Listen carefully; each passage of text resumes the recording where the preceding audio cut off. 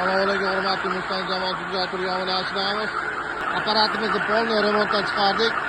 O'zi yangi edi, zavodga birak bo'lib kelgani uchun bunaqa qilib mana yem chiqadigan holatga keltirib berdik. 220 da ishlaydigan granulyator. Soatiga 200 kilo chiqaradi deb sotishgan. Aslida bunaqangi chiqarmaydi bu granulyator. Maksimum soatiga 100 kilo chiqarish mumkin. 200 kilo chiqaradi deb sotishgan. 200 kilo chiqarishlik uchun razmeri 8 mm bo'lishi kerak. Bu 3,5 mm. Kimda Xitoy granulyator bo'lsa, agar yangi olgan bo'lsa, zavodga brak holatda kelgan bo'lsa, yem chiqarilmayotgan bo'lsa, iltimos qilaman, uni qiynamanglar. Oldin buni o'zini qiladigan ishlari bor, remont qilish kerak. Keyin mana shunday holatda yem chiqaradi. O'zini chuqurlab bir nima qilib qo'ymanglar, buzilib qolsa keyin qimmatga tushib ketasizlar.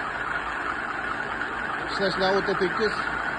Kimga shunaqa xizmatlar kerak bo'lsa, Mustang jamoasiga aloqa qilib qolasizlar. Sog' bo'linglar, salomat bo'linglar.